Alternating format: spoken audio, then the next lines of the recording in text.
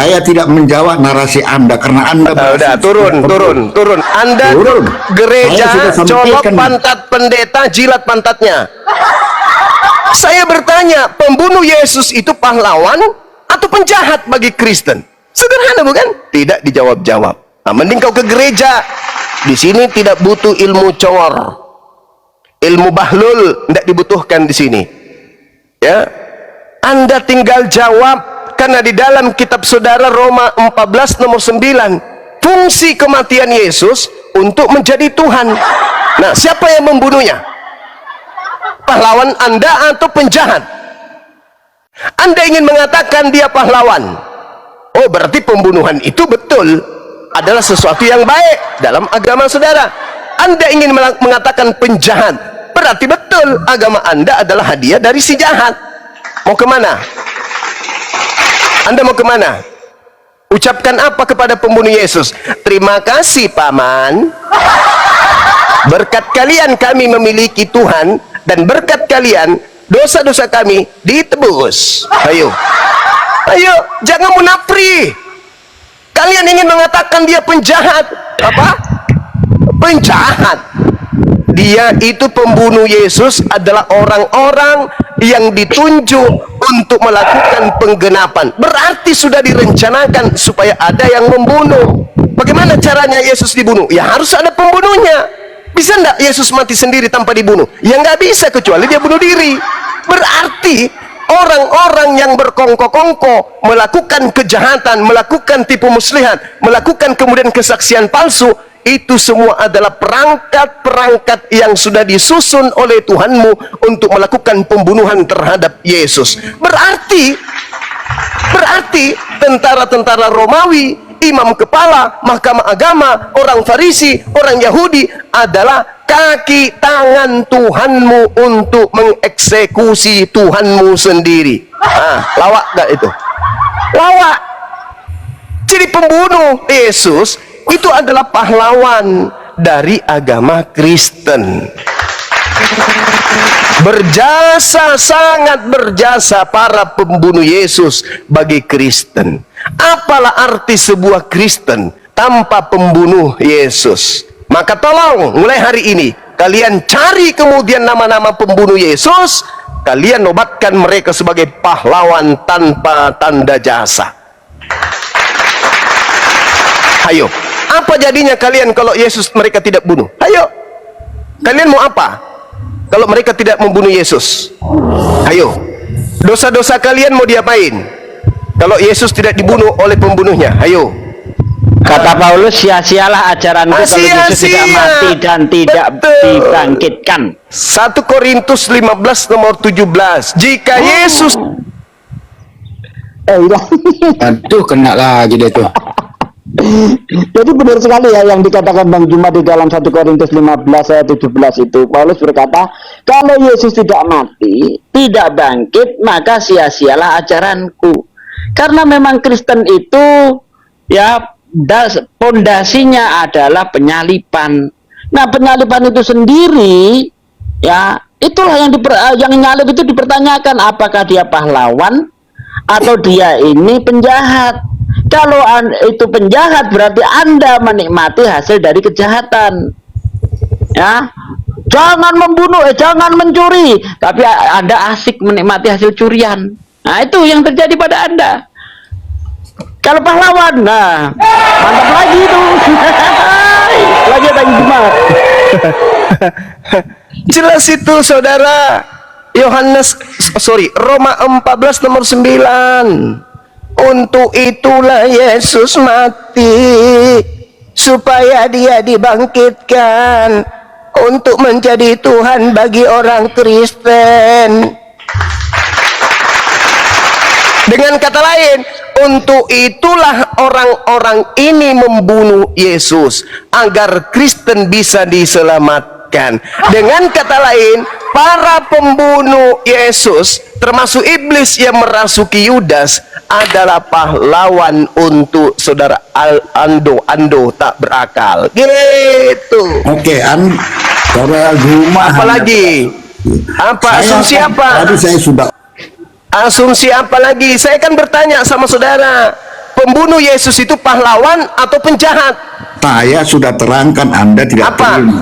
Oke, Cuman saya ada sudah dua. katakan Yesus Cuman ada melarang dua. membunuh. Musa Cuman ada juga dua. menerima larangan dari Tuhannya Oke, membunuh. kalau kita kembali Yesus ke melarang membunuh, kitab pertanyaan saya, sucimu yang datang- pertanyaan saya, Kak, kalau Yesus melarang membunuh, pertanyaan saya, apakah membunuh Yesus mengakibatkan dosa atau menebus dosa? Jawab. Itulah manusia yang tidak taat kepada ajaran Jawab dia.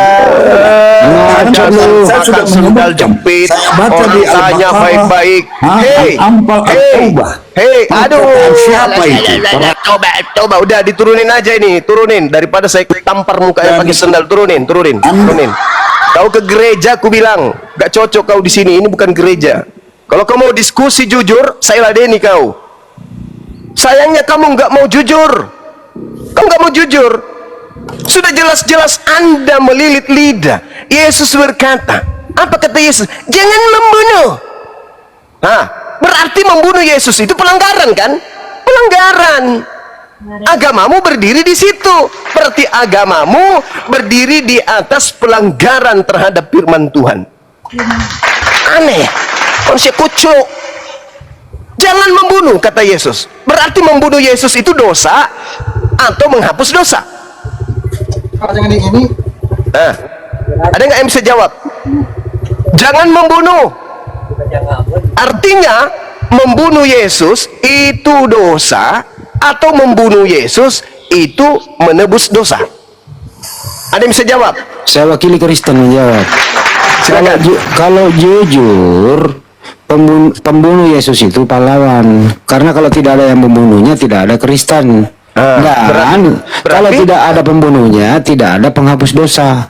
Jadi pahlawan dan penghapus dosa. Berarti yang menjadi pahlawan Kristen itu Maksudnya? iblis. Berarti iblis yang telah memberikan kemudian keselamatan kepada Kristen. Kenapa? Yesus berkata dalam Yohanes 6 nomor 70, aku yang memilih engkau yang 12, tapi satu di antaramu adalah iblis. Siapa? Yudas. Kenapa Yudas disebut kemudian sebagai iblis? Karena Yudas berkhianat. Apa hasil dari pengkhianatan? Yesus disalibkan. Apa hasil dari penyaliban? Dosa-dosa Kristen ditebus. Berarti iblis adalah pahlawan bagi Kristen. Ayo, ada yang mau bantah saya? Silakan. Ayo maju jujur. Ayo maju jujur. Ayo, jujur. Ayo. Iblis itu adalah pahlawan bagi Kristen. Bantah saya.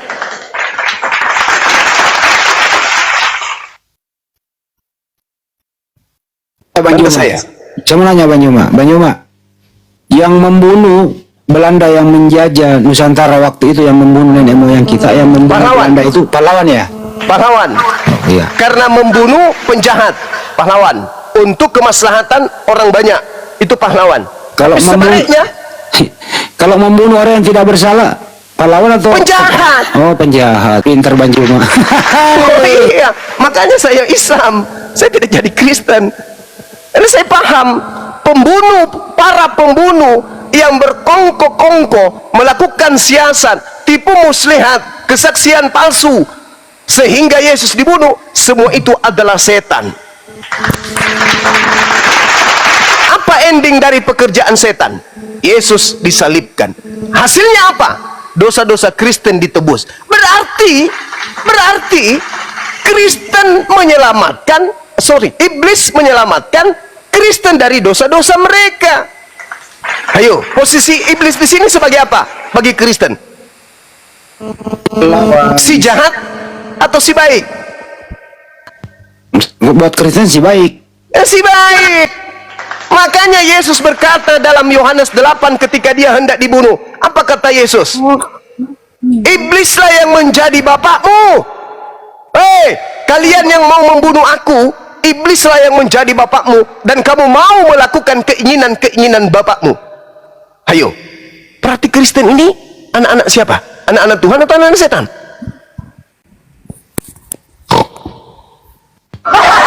Kalau yang kayak pertanyaan kayak gini, biarlah dia yang menjawab.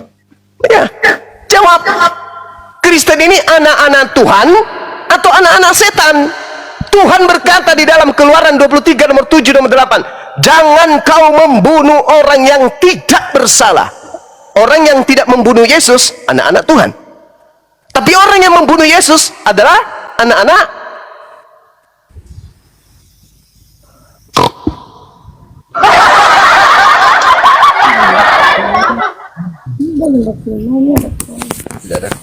ada guys, coba jangan sama habis nikah. Ayolah, yang jujur lah, diskusi jujur lah. Itulah yang Al-Quran katakan, wa ikhwanuhum yamuddunahum fil ghayyi thumma la yuqsirun. Saudara-saudara iblis, yaitu orang-orang kafir dan orang fasik, membantu setan untuk durhaka kepada Tuhan, dan mereka berdua antara kafir dan setan kerjasama tidak henti-hentinya menyesatkan umat manusia. Al-Quran yang mengatakan itu. Yesus juga mengatakan itu. Iblislah yang menjadi bapakmu. Al-Quran juga mengatakan hal yang sama. Jadi kalau ada Kristen kayak tadi, Kristen agama kasih, hati-hati berbicara. Apa ajaran kasih ketika Yesus mengatakan jangan kau membunuh, tapi Yesus dibunuh? Untuk apa Yesus dibunuh, kawan? Untuk menebus dosa-dosa kami. Loh, melanggar, jangan membunuh, kata Yesus. Ada nggak di situ? Jangan membunuh, kecuali aku bunuh aku, karena aku menebus dosa kalian dengan kalian membunuh aku. Ada nggak? Itulah makanya saya awali tadi. Jadi kalian itu seibarat pembunuh berdarah dingin. Di tangan kalian itu sudah bertonton darah manusia kalian bunuh. Habis itu kalian cuci tangan, bersih sebersih-bersihnya, lalu kemudian berjalan melenggak. Kita tidak boleh melakukan penganiayaan. Apabila pipi kita yang kanan ditampar, kasih yang kiri. Kita harus mengasihi musuh. Koplak, ingin ludahi muka kau. Banyuma dia tadi mau komparasi pembenaran pembunuhan Yesus di tiang salib dengan surat At-Taubah di ayat perang. Itu bisa dikomparasi bagaimana? Itu. Allahu Akbar. Tidak bisa, saudara. Yesus sendiri berkata, siapa yang tidak mau aku menjadi rajanya, bawalah ke hadapanku, bunuhlah di depanku. Itu kata Yesus itu. Siapa yang tidak membenci ibunya, bapaknya, anaknya, saudara, dia tidak bisa menjadi pengikutku. Itu kata Yesus. Jadi untuk menjadi pengikut Yesus, ya benci bapak, benci ibu, benci istri, benci anak, bahkan benci diri sendiri. Gitu, saudara. Nggak usah cari tema yang lain dong. Jangan cari tema yang akan mempermalukan dan akan membuat aibmu terbongkar. Jangan, kasihan kalian. Jangan karena Anda mengatakan saya bisa berargumen, yes, tapi kamu nggak bisa kemudian meluruskan benang bahasa yang ada di dalam Bible. Nggak bisa. Jangan, mending tema yang lain. Apakah Maria ketika kemudian menyusui Yesus sempat berpikir, Tuhanku, minumlah cepat agar kau kelak jadi anak yang cerdas? Ada nggak Maria menyatakan seperti itu? Atau ada nggak Maria menyembah anaknya? Nah itu, jangan kasih, karena kau akan malu. Kau bahas kasih, karena agama Kristen itu berdiri di atas pembunuhan. Banyuma kayaknya dia udah jujur. Coba ditanya lagi tadi. Juma, saya mau koreksi. Coba ditanya lagi. Pertanyaan saya jelas samamu. Hei, pertanyaan saya jelas. Ketika Yesus mengatakan, jangan membunuh. Pertanyaan saya, apakah membunuh Yesus itu menebus dosa atau mengakibatkan dosa? Jawab. Anda tadi mengatakan Yesus memerintahkan bunuhlah. Saya ralat kamu ya. Jangan memplesetkan. Yesus tidak kalau pernah ada, mengatakan bunuhlah. Kalau ada dalilnya, ya? Kalau ada dalilnya, sebutkan dalilnya. Sebutkan. Saya tanya dulu, apa konsekuensinya kalau ada? Sebutkan dalilnya. Saya tanya dulu. Ayo. Ayo. Kalau tidak benar, Anda konsekuensinya apa juga? Apa juga? Ya, Anda juga. Saya sudah baca kitab saya Tidak pernah Yesus mengatakan bunuhlah. Ya, Anda tadi mengatakan Yesus memerintahkan. Coba kalau tidak benar Anda jadi apa? Lukas 19. Mana? Ayo. Sekarang mengenai orang-orang yang tidak menginginkan aku menjadi raja atas mereka, bawalah mereka kemari dan bunuhlah mereka di hadapanku. Mana sebutkan ayatnya. Sebutkan ayatnya. Tuh, sudah ditunjukkan itu. Baca pakai gigi. Bacakan Kalau dulu. matamu rusak. Apanya? Di ayat apa itu? Di ayat Di mana ayat itu? apa? Lukas 19 nomor 2074.400,345 FM. Tuh. Apa? Lukas 19:27, Pak. Nih baca. Baca. Ayo, saya baca. Ya. Baca. Pegel nih tanganku nih, cepet banget ya. Oke, 19. Baca. Lukas 19 2.777.000. Kasih gitu ngomongnya. Ya baca, makanya. Oh, Kristen kok nggak paham Bible, pakai nanya. Yang enggak, Lukas 19. Ayo, saya baca. Ya baca. Ayat berapa? Ayat 27. Baca. Ayat berapa 27, ayat berapa 27, ayat berapa 27. Enggak. Baca. Malu-malu lagi. Baca. Maka datanglah kepada Yesus beberapa orang Saduki, ya. Suduking.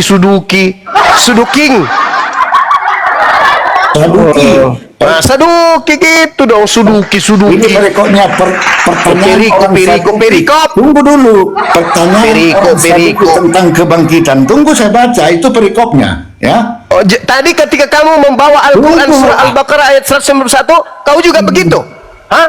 Kau juga pelajari asbabul wurudnya, asbabul nusulnya kau pelajari juga? Kau baca ayat sebelum dan sesudahnya juga gitu? Tidak kan? Seketika kau datang kemudian membabi buta menyerang kemudian. Makanya saya katakan tidak ada orang Kristen yang mampu kemudian menegakkan agamanya dengan akal sehat. Gak ada. Lukas 19 nomor 27. Akan tetapi semua seteruku ini yang tidak suka aku menjadi rajanya, bawalah mereka kemari dan bunuhlah mereka di depan mataku. Itu ucapan siapa itu? Ucapan siapa? Itu ucapan Yesus. Ada saja.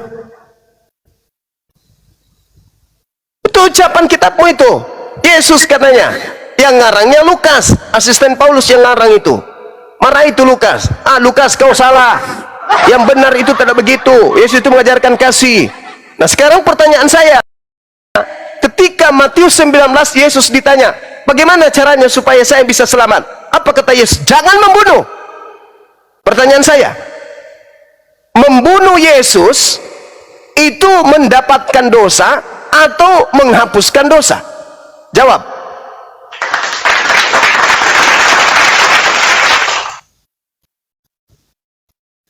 Meow. Meow. Meow.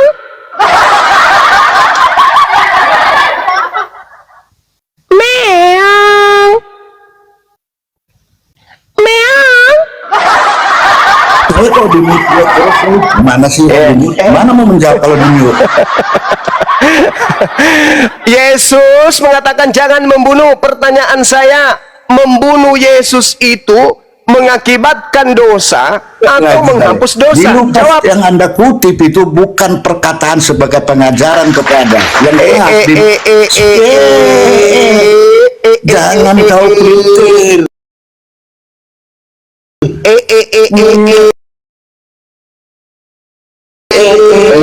Bagaimana ini suruh pilih A atau B nih? Ya, jangan kau pelintir. Tuh. Yesus sendiri berkata jangan engkau membunuh. Itu Membunuh, oke. Pertanyaan saya udah paham itu. Musa di Taurat. Sekarang pertanyaan saya, membunuh Yesus itu mengakibatkan dosa atau menghapus dosa? Jawab. Anda harus pisahkan, ya. Anda harus menerima harus pisahkan. Begitu agama Islam. Apakah orang Quraisy? Yesus ditanya. Yesusnya ditanya, Yesus ditanya.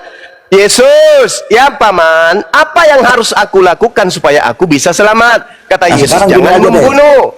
Kata Yesus, jangan membunuh. Pertanyaan saya, membunuh Yesus mengakibatkan dosa atau menghapus dosa? Jawab. Ya, aduh. Sekarang gini aja, saya sudah terangkan, tidak ada Anda terjebak ingin menggiring, ya. Saya udah bilang bahwa apa yang dialami Yesus sudah dimuatkan di kitab Banyak. terdahulu.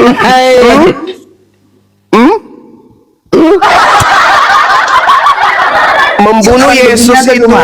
Begini aja membunuh kita. Yesus itu Begini aja cuma. menebus dosa apakah atau Tuhan Musa menyebab dosa? membunuh Abraham? Kita bicara ketuhanan aja berdasarkan kitab-kitab. Apa ngomong apa? Abraham tidak menyembah Yesus. Bicara Abraham tidak menyembah mayat. Kita baca di Keluaran 3 ayat 6. Aku Allah Abraham, Allah Ishak, Allah Yakub. Jelas di Siapa situ itu? tidak Yesus. disebut- Itu Yesus. Tidak disebut Itu Yesus. Ismail. Yesus pun mengingatkan itu setelah hadir di dunia. Ya, Di kalau Matius Paulus disebut 19 nggak di situ? 18. Disebut nggak Paulus? Allah Abraham, Allah Ishak, Allah Yakub. Disebut tidak Paulus di situ? Disebut nggak Paulus? Pendiri agama Kristen Pendiri Paulus, Abraham pendiri dan Islam Nabi Musa Muhammad, punya. keturunan Nabi Ismail. Sekarang Paulus ini keturunan dari mana? Paulus Islam ini? belum ada saat itu Kristen. Paulus ini keturunan dari mana? Elohim, Yahweh, agama Islam belum ada. Kalau baju mau minta dikik gue kick. Ya. Ya udah dikik. Lalu Kamu ke dikatakan, gereja aku saja, Allah Abraham, Allah kumpulkan, Ishak, kemudian andai aku. kentut pendeta, isap kentutnya dalam-dalam. Mudah-mudahan otakmu yang kena kanker itu sembuh pelan-pelan. Tak ada gunanya saya kau mencari kemenangan diskusi, parahnya itu di situ. Kau ingin menang, tapi senjatamu senjata rapuh. Tak bisa kau menang. Kau cuma cari menang-menang, nggak bisa kau hadapi saya. Saya paham Biblemu. Kau cuma modal congor, lari kemana-mana. Takkan pernah bisa kau lolos di hadapan saya nih dengan teman-teman saya. Tidak akan pernah bisa kau lolos. Karena kenapa? Musuh terberatmu itu Biblemu sendiri. Tak bisa kau menang. Kalau kau cari menang, mending kau belajar. Bang Suma, saya pingin belajar. Ya, Cak Ayu, begini Bang Suma. Di dalam Al-Quran, surah At-Taubah, ayat sekian, perintah membunuh. Itu gimana itu Bang? Nah, kita jelasin. Ini muncul-muncul agaknya membunuh di Kristen itu aku baca terjemahannya sehingga saya bahlul. Kau ngerti Bibel aja kan kalau sok-sokan mau bahas Quran. Kau bertanya, gimana keadaannya kok di Al-Quranmu kayak gitu? Kita jelaskan. Nah, nanti kita jelaskan juga melalui Bible juga ada perintah membunuh begini, begono, begini, begono. Giliran kita tunjukkan Lukas 19 nomor 27, itu bukan perkataan Yesus. Itu adalah apa oncom?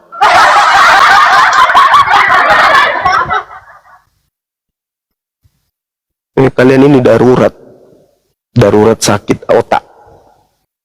Ya, kacau. Mending kau belajar dulu, belajar. Ya, mereka itu sangat bangga dengan ajaran Yesus yang mengajarkan kasih. Tapi dia tidak melihat latar belakang kondisi Yesus pada saat itu. Kalau kita baca, seperti yang saya sampaikan tadi di Matius 8 ayat 20, lalu kita lihat dari komentar Matthew Henry, itu Yesus ini digambarkan di situ oleh Matthew Henry itu orang yang sangat melarat. Mau meletakkan kepala saja nggak punya bantal. Hidup dari belas kasihan orang. Nah, kalau boleh kita pakai bahasa kasar, gembel di bawah tekanan penjajah Roma. Mungkinkah gembel yang hidup di bawah tekanan tentara Roma ini mau berulah, mau mengajarkan yang aneh-aneh? Ya mati, sia-sialah. Jadi tidak mungkin dia bisa mengajarkan perang, tidak mungkin mengajarkan kekerasan. Tetapi seandainya waktu itu Yesus mampu mempengaruhi orang-orang untuk menjadi pengikutnya, Lukas 19 pasti akan dia jalankan. Perkataan dia di awal-awal pasti dia laksanakan. Jangan kamu sangka aku datang ke dunia untuk membawa damai. Bukan, kataku, tetapi pedang. Nah, itu dia, itu pasti dijalankan oleh dia. Barang siapa yang tidak membenci ayahnya, ibunya, anaknya, perempuan, anaknya, laki-laki dan sebagainya, tidak layak menjadi muridku. Itu pasti dia jalankan. Tetapi dia sadar karena pengikutnya cuma 12 mau ngajarin perang. Gak mungkin bos, gak mungkin. Mau perang pakai lidi. Perang itu butuh senjata. Perang itu butuh bala tentara. Yesus muridnya 12, gembel. Gimana bisa ngajarin perang? Mau perang pakai lidi atau pakai anggar? Hah? Pakai toyak? tentara Romawi pakai tombak, pakai meriam. Mampuslah kalau Yesus ngajarin yang keras-keras. Kasih yang sebenarnya itu, yang dahsyat itu, ketika dia mampu membalas tapi tidak dipakai. Contohnya Rasulullah, ya, ketika di Mekah selama 13 tahun di bawah penindasan oleh bangsa suku Quraisy. Tetapi ketika Rasulullah mampu membalas pada waktu penaklukan kota Mekah, tidak satu tetes pun darah menetes. Disitulah Rasulullah membuktikan kasihnya. Itulah kasih yang sebenarnya. Tetapi kalau kasih dalam keadaan tertindas, apa hebatnya? Mau balas tidak punya daya, mau balas tidak punya modal. Mau balas pakai apa? Yang ada ya kasihilah musuhmu, tampar pipi kiri, kasih pipi kanan. Wajar, namanya juga gembel, hidup di bawah penjajahan, mau aneh-aneh. Mampus. Lanjut. Ya, buat teman-teman Kristen yang mau diskusi naik sini ya. Multinya mati kok nggak bisa naikin orang. Bang Juma. Oh, Siap, Paman. Ini Bang Juma, tolong Bang Juma. Ini ada minta tolong nih. Hari Jumat katanya nih. Mualaf. Bang Zuma, bisakah surah Al-Kahfi Bang Zuma supaya Adam? Allah Akbar. Iya Bang. Itu telepon apa Bang Andi? Allahu Akbar.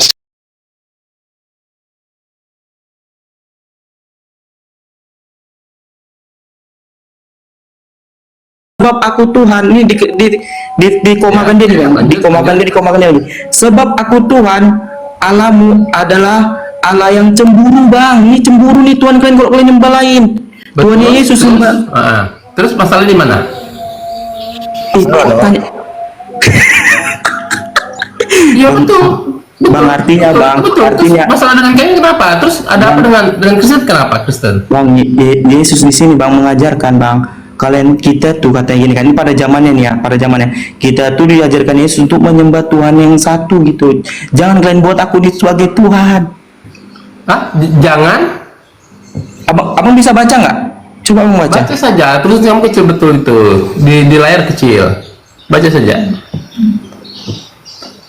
Pertanyaan kamu tuh apa gitu loh? Pertanyaan kamu apa? Klaim kamu apa? Tuduhan kamu apa? Berarti gitu loh. ya Miardan dibawa naik badan itu saya sudah kosongkan satu slot buat kamu naik ya. Keluaran 23 Iya, itu iya, biarkan. suruh nyembah Ayo. dirinya tuh. Keluaran 23 tuh, baca itu. Bang Raja kayak mana Bang Raja? Ini Mas, ini belum Bang Jiri belum mengkupas ini Mas. Enggak, Tuhannya lebih dari dua. Ya.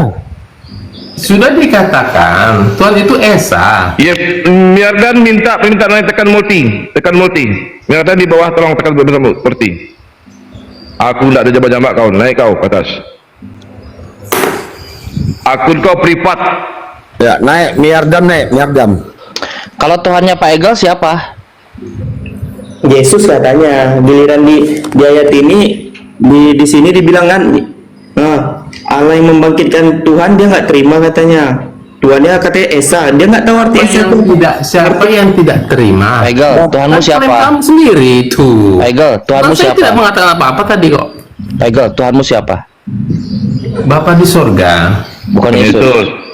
Yesus Tuhan. Jadi Yesus sekarang dapat di Pak sorga. Egel, tentukan dulu Tuhanmu siapa? Santai, Mbak. Santai aja. Jangan Iya, santai satu-satu. Santai, iya. Saya Tuhanmu jawab. Nah, baru disanggah. Tentukan. Silakan begitu. Iya, siap. Tentukan sekarang Tuhanmu siapa? Santai aja. Tuhanmu adalah Bapa di surga. bukan Yesus. Yesus Tuhan yang kita sembah. Yesus Tuhan yang bukan Tuhanmu. Kamu kan sudah sering dengar nih Tritunggal. Ketika kami menyembah Yesus, kami menyembah Bapa di surga. Ketika kami menyembah Bapa di surga, kami juga menyembah Yesus. Ada berapa Tuhan di situ? Bang Jibril, ada berapa Tuhan situ Bang Jibril? Bang Jibril kalau udah itu susah itu Bang Jibril. Ini begini saya jelaskan. Bisa saya jelaskan? Jelaskan. Oke. Yesus berkata bahwa Bapa di dalam aku dan aku dalam Bapa. Ketika ada Bapa di dalam Yesus, ya kami menyembah Bapa yang ada di dalam Yesus. Ketika kami menyembah Yesus, tentu saja kami menyembah Bapa yang ada di dalam Yesus. Kenapa nggak nyembah Adam aja, Pak? Karena memangnya ada Bapak di dalam iya, Adam? Adam, Memangnya roh ada Adam, Bapak di dalam roh Adam yang niup siapa? Tuhan, Bapak. Hah? Terus? Berarti ada roh Bapak di dalam Adam? Semua manusia memiliki Roh Kudus. Nah, karena iya makanya apa bedanya? Nanti saya mati juga rohnya diambil, bukan saya yang mati. Tapi Loh, tidak bedanya ada di Bapa mana? dalam- Iya, tidak ada bedanya di mana? Bapa- Bang Jibril, Yesus di dalam mengatakan, di dalam ini di dalam kata-kata di dalam Yesus kotak loh. ini ada balsam. Berarti Tuhan ada dalam balsam itu ya maksudnya. Enggak, tapi sayang kalau Bang Igel ini ngebahas. Masa kamu mau Bang kamu Igel. samakan Tuhan Iya dengan makanya, bakso? Bagaimana iya, sih? makanya Bang Igel.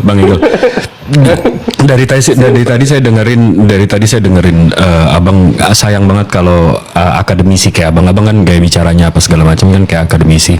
Kita boleh nggak ngomongin agama kita Bisa, berdua saya dengan bisa secara berakal- akademisi? Begini, bisa. Tapi kamu akademisi juga. Jangan kamu belepotan menuduh mengklaim bernarasi sendiri. Iya, ayo. itu Tadi kan simpel abang, saya. tadi kan begitu abang naik kan abang bilang tergantung hostnya atau tergantung yang ada di sini mau bahas apa. Gimana kalau kita bahas transmisi kitab suci, Bang? Akademisi ya? Nah, Jangan oke, angan-angan cita-cita ya. Apakah Injil saja, Bible saja, atau Al-Quran juga? Al-Quran, saya kalau bisa Bang, saya menjelaskan Al-Quran dulu, baru abang tiru cara penjelasan saya. Boleh, silakan, boleh. Tapi nanti sama ya Bang ya, abang menjelaskannya juga sama seperti saya ya. Ya tergantung. Ya kita nanti apakah bisa sama dengan kamu cara penjelasan karena kan berbeda. Al-Quran dengan Bible kan berbeda. Enggak, kalau saya kan meninjaunya dari segi keilmuan yang jelas kan. Maksudnya dari carbon dating, dari transmisinya, dari saksinya, dari kalau carbon dating kan nggak bohong ya Bang ya. Abang tahu carbon dating kan? Carbon dating itu bagaimana? Pembusukan kertas. Oh, berarti masalah berarti kan ini yang tahu ini kan ahli sejarah, Bil, artinya ya. Betul. Tapi kan kita pakai literatur, makanya kita pakai yang. Oke, ya lanjut aja. Oke. Oke, saya buka dulu datanya. Wait.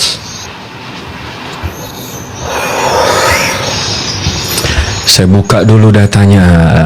Sebentar ya Bang ya.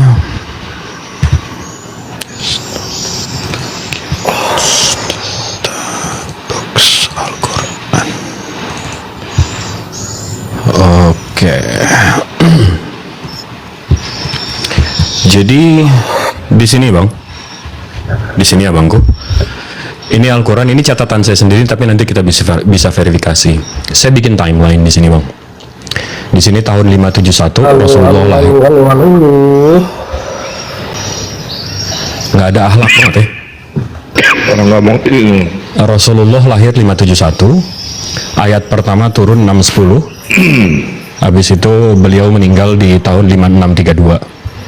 Berarti kertas-kertas atau manuskrip-manuskrip yang ada di antara beliau menerima ayat pertama sampai beliau meninggal itu mesti ada untuk kita tahu bahwa manuskrip-manuskrip ini benar, ya nggak?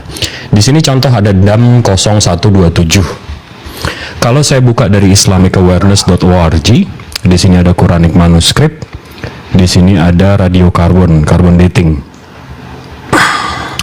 Radiokarbon dating ini dia keilmuan secara laboratorium untuk menentukan busuknya sebuah kertas. Jadi umur kertas. Jadi akurasinya ada range-nya, nanti ada akurasinya. Ini contoh kita 0127 DAM 0127. Ini ada kodeks tertuanya. Di sini ditulis it has 95% probability belongs to the between 578669. Mana Al-Qurannya? Ini. Di sini ditulis datednya mid first century of Hijrah. Ini ada dari Al-Baqarah ayat 246 dan seterusnya. Nah, begitu di carbon dating ini dari tadi ya tulisannya 578 ke 669. Kalau Tahu kan siapa?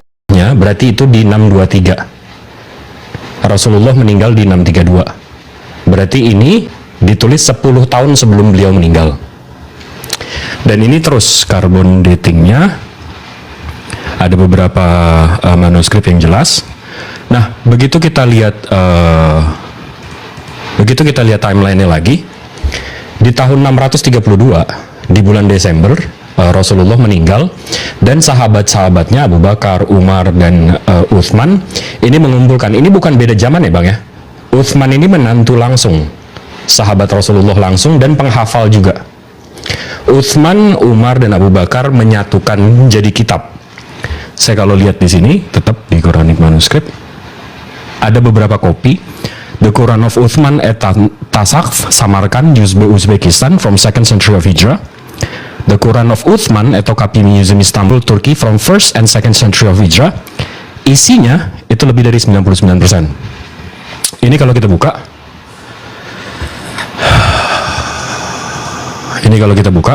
yang ini ya. Ini kebetulan, taruh sini aja. Ini kebetulan, ini sama ya Bang ya? Kelihatan sama nggak Bang? Bentar Bang, dia ngopi Bang Jibril. Enggak, lagi ngopi dia. Ngopi dia. Lanjut. Ya lanjut deh, saya dengarkan aja. Iya, ini Abang dari penglihatan Abang sama nggak?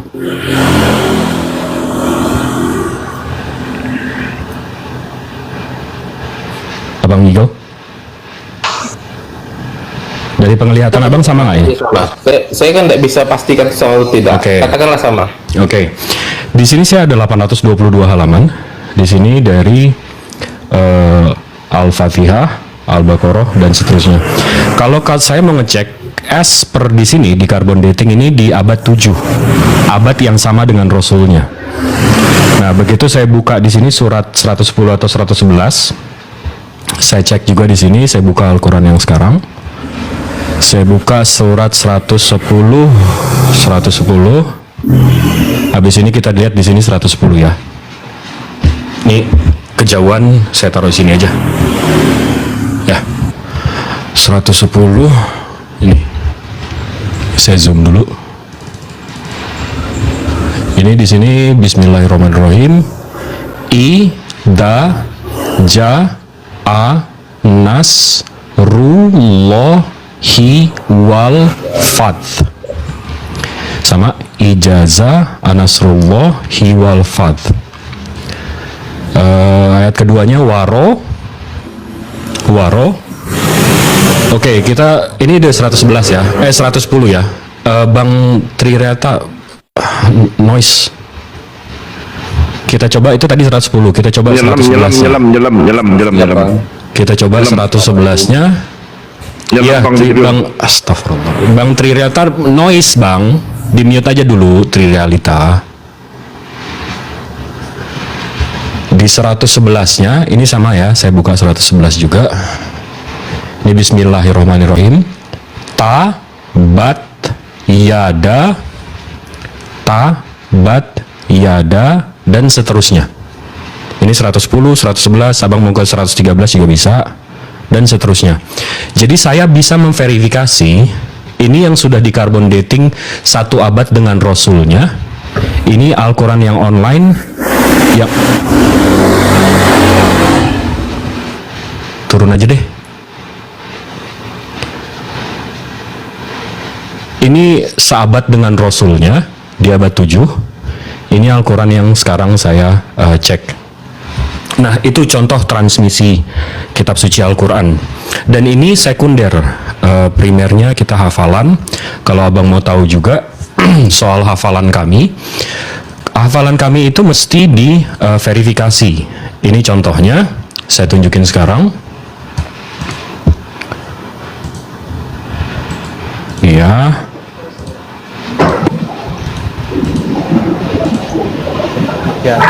Aduh, jangan dinaikin yang berisik-berisik dulu, entar dulu deh. Ini contoh. Ini kamera depan saya, kamera belakang muka saya sama aja yang kayak dia.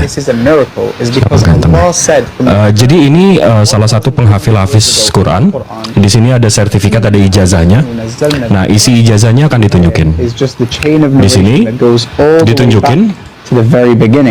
And every single red word that you see there is basically the link between the next person in the chain. So this student studied from Nah, di sini dikasih tahu kita bahwa ini akan diisi nama dia belajar dari syekhnya ini, habis itu dia belajar dari syekh ini, belajar dari syekh ini, terus sanad atau chain of narration-nya. Another sheikh who studied from another sheikh all the way back for 1,400 years.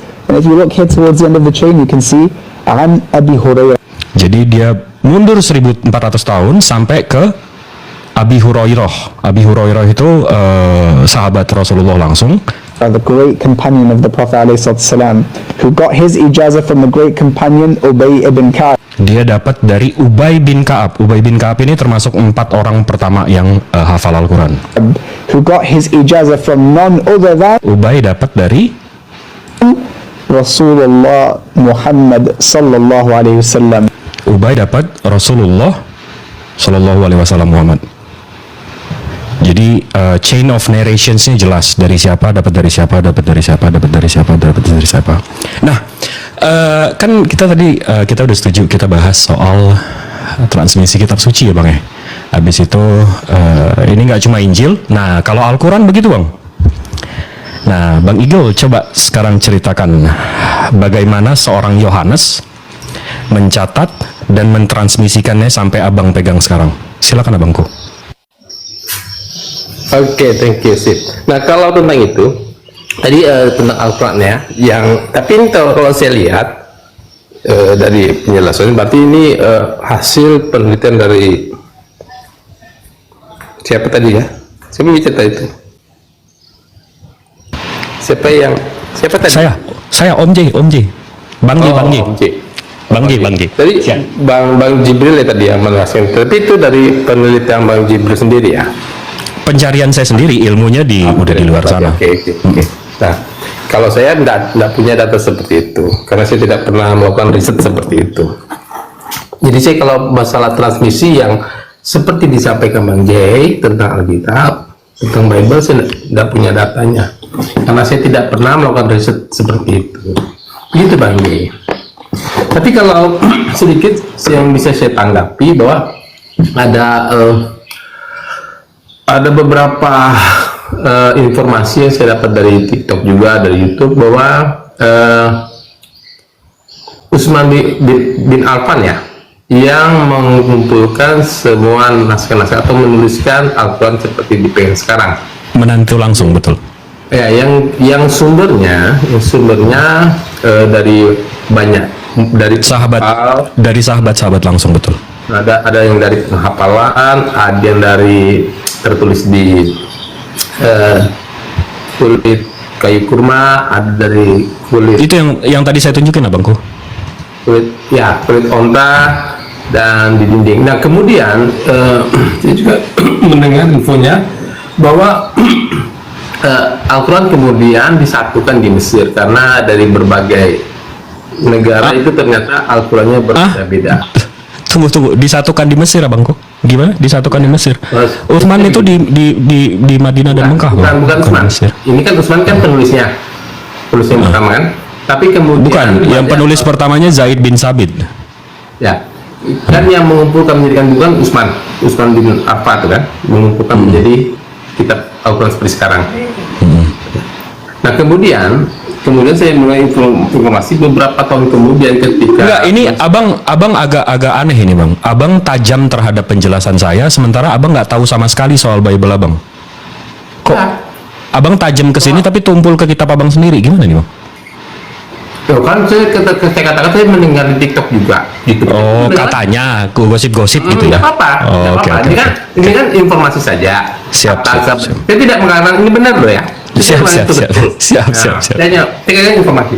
Dan kemudian setelah masyarakat Muslim itu banyak berkembang di berbagai negara, ada pertemuan di Mesir, ternyata 1924 betul nggak?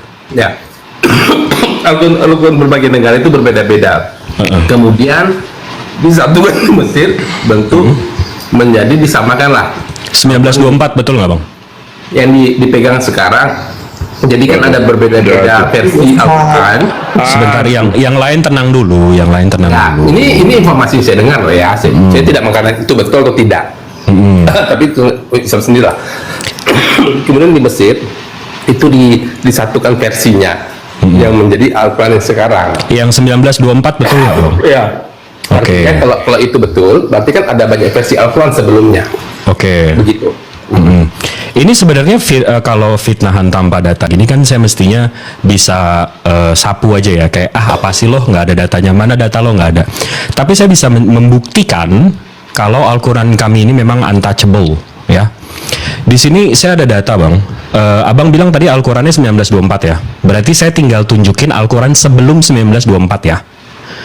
Di sini saya ada Al-Quran abad 19, 18, 17. Nah, ini salah satu aja saya buka, ini random aja ya. Nah, ini Al-Quran tahun 1168.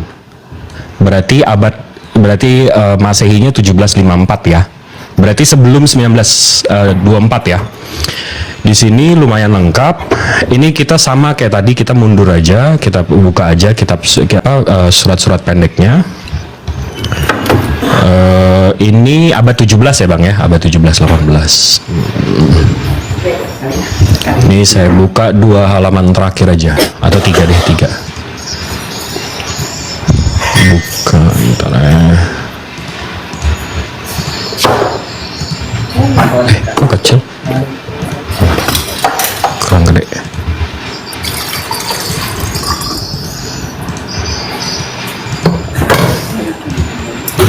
Nah, ini. Ini Al-Quran yang abad 18, Bang, sebelum 1924 ya. Seperti fitnahan Abang tadi. Di sini kita bisa baca. Mana? Bentar. Ini surat apa nih? Bentar. Dulu.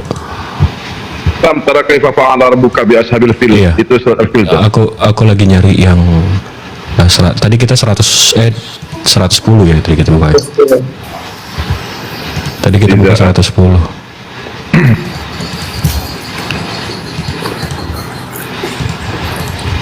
Kita Muslim kita bacanya gila-gilaan kan. Tidak ja'ana. Bukan. Bukan.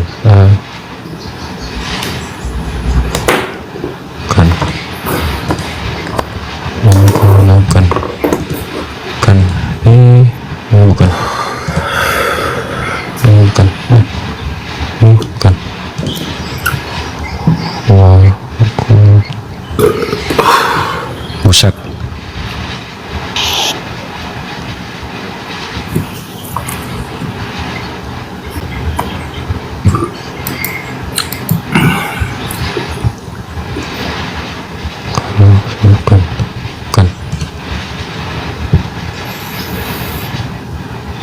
Ya, itu Al-Asr betul.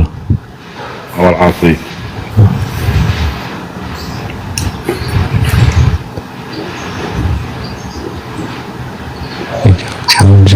Itu dia kan? Hah? Itu dia tadi. Tidak zakat. Enggak, ini Zalzilah kan. Itu Zalzilah itu sama gitu. Malah ditaruhkan. Oke, abad yang lain deh. Buset, susah banget bacanya. Karena ini belum ada mesin print, jadi gila-gilaan kalau mau nyarinya. Tapi saya suka memang nyarinya. Manuskrip abad 17 yang ada Bang Jip. Iya, makanya sabar. Ini dari Iran tahun 1680 ya. Nih.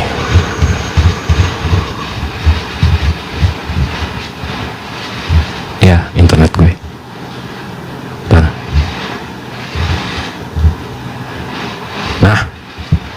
Nah, ini lebih enak bacanya.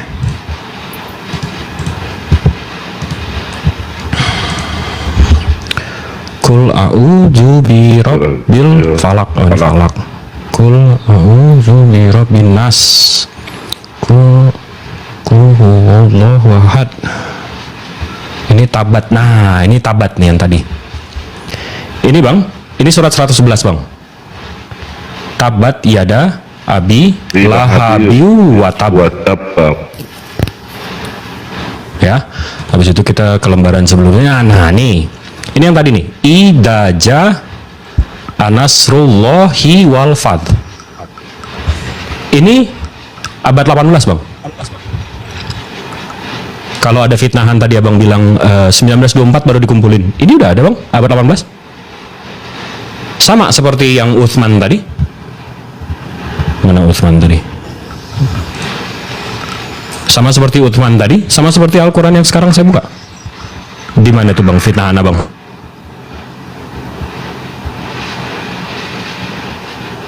Abangku?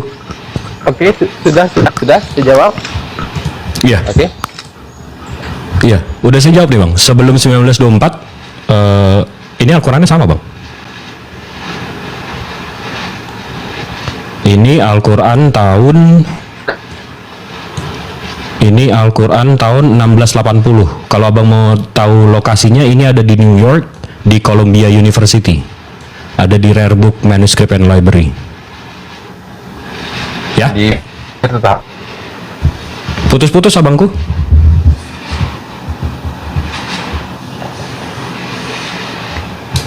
Abangku. Ya, Igel. Apakah monitor suara saya? Ya, baru masuk. Saya di monitor. Ya, Ya. baru masuk gimana? Ya, jadi informasi yang saya dapat, ya, tapi yang saya kan dari TikTok juga gitu kan, dari media sosial gitu. Ya, bahwa barusan saya udah bantah bang. bukan fitnahan di, itu. ya, bukan ini, bukan dia dibuat lagi di Mesir, tapi dijadikan satu versi karena dari berbagai negara itu berbagai versi Al-Quran gitu. Tadi saya barusan tunjukin Al-Quran yang dari Iran tahun 1680, abangku. Sama seperti Al-Quran yang saya tunjukkan dengan Utsman dan saya cocokkan dengan Al-Quran yang saya pegang sekarang. Saya baru bantah fiti-fiti fitnahan itu bang. Abang paham nggak? Oh iya. Iya, bisa. Mantap. Menggunakan satu bahan dari Iran gitu kan? Iya. Gimana betul. dari negara lain? Oh, abang mau abang semua. Misalnya, saya buka. saya tidak minta itu. Oke. Bisa Bisa aja. juga. Saya bisa buka juga yang lain. Kalau abang mau. Di Iran kan seperti itu. Ya, terserah. Ini kan hanya karena apakah itu dibantah atau tidak, karena itu kan sebuah fakta. Kalau memang pernah terjadi hal itu di Mesir pernah terjadi ada penyatuan versi yang sama karena ada berbagai versi, berarti itu sebuah fakta gitu yang tidak perlu dibantah dengan pembuktian karena kalau itu pernah terjadi. Nah, apakah itu pernah terjadi atau tidak, itu saja. Yang 1924 itu sebenarnya itu cuma perpindahan tempat print bang. Itu toh. Tapi kalau isinya, ayatnya, surahnya nggak berubah. Oke, mantap. Terus gimana, abang? Tadi kan abang bilang dua arah. Malah saya bilang, oh enggak, Al-Quran aja dulu, abis itu baru bahas Bible. Nih, kayaknya Al-Quran udah kelar nih. Bible gimana bang? Ya. Bagaimana? Gimana transmisinya? Transmisi ini bagaimana? Coba kita istilahkan transmisi. Rupanya tadi tentang sejarah yang dimaksud rupanya ya. Transmisi Al-Quran rupanya tentang sejarah, pencatatan atau penulisan kitab suci ya, antara Al-Quran dengan Injil rupanya. Enggak, transmisi bang, seperti yang saya jelaskan tadi. Rasulullah kan lahir 570. Habis itu beliau menerima Al-Quran ayat pertama 610, meninggal di 632. Berarti manuskrip Al-Quran yang ditulis di zamannya itu ada dan lengkap. Habis itu saya cocokkan Al-Quran yang waktu di zaman Rasulullah dengan Al-Quran yang saya pegang sekarang. Nah, abang kan nih, Kristen ini kan selalu mengklaim, oh, kitab kami ditulis saksi langsung, sadis ya kan, Yohanes, Lukas, Matius. Nah, catatan Yohanes, Lukas, Matiusnya itu di mana bang, kalau boleh tahu? Catatan-catatnya itu, catatan itu. Iya, di mana itu bang? Jadi kita berbicara tentang sejarah masing-masing kitab suci artinya nih ya. Iya, transmisinya, betul, transmisinya. Oh ya, bagaimana? Jadi itu yang kita siapkan ya. Jadi saya bisa cocokkan dengan Bible yang sekarang gitu. Yang sekarang. Ya, kalau bicara tentang kitab suci Bible atau Injil yang kami sebut Alkitab. Nah itu kan dikanonisasi atau dikumpulkan oleh Jemaat Katolik. Jemaat Katolik yang membukukannya menjadi Alkitab yang kami pegang sekarang atau disebut Bible. Tentu saja Gereja Katolik lah yang mempunyai manuskripnya itu, keaslian dari tulisan-tulisan itu, naskah-naskah aslinya ya tentu saja dari Jemaat Katolik yang memegangnya. Itu. Katolik berarti di Vatikan ya bang ya? Ya mungkin ada di Vatikan. Apakah semua ada di Vatikan? Saya kurang tahu karena saya belum pernah ke Vatikan juga untuk melihat naskah-naskah aslinya itu. Atau kita bisa cek ke Google kali di mana saja. Tapi saya kan tidak pernah melakukan riset-riset seperti yang kamu lakukan Bang Jibril. Oke. Nah, jadi kalau saya buka bang, Vatikan ya. Kalau di sini ada dg.vatlib.it. DG ini artinya digital, Vat ini artinya Vatikan, library ini artinya perpustakaan. .it, IT ini website Itali. Di sini ada Vatikan Library bang. Di sini ada puluhan ribu naskah. Tapi yang tertua itu kita bisa lihat itu namanya Vaticanus bang. Codex Vaticanus. Nah, tapi ini datednya bang, carbon datingnya itu abad keempat bang. 400 tahun setelah kejadian. Itu gimana bang cara mengimani kitab yang ditulis 400 tahun setelah kejadian bang? Kitab yang diyakini itu coba dicek apakah itu naskah-naskah yang ditulis 400 tahun kemudian atau yang ditemukan. Ditemukannya di abad ke-16 bang. Ditulisnya di abad ke-4. Oke. Kan yang tertua kan namanya Sinaiticus sama Vaticanus. Ini saya buka langsung aja. Ini dari sini. Ini dari codexsinaiticus.org ya, langsung Codex Sinaiticusnya. Ini disponsori oleh The British Library, National Library of Russia, St. Catherine Monastery, Leipzig University of Library. Jadi kalau kita ke about Codex Sinaiticusnya, di sini dijelaskan. Nih, saya translate. Di sini dibilang bang, Codex Sinaiticus sebuah manuskrip Alkitab Kristen yang ditulis, bukan ditemukan bang, ditulis pada pertengahan abad ke-4. Ditulisnya bang pada abad keempat, berisi salinan lengkap perjanjian baru Kristen yang paling awal bang.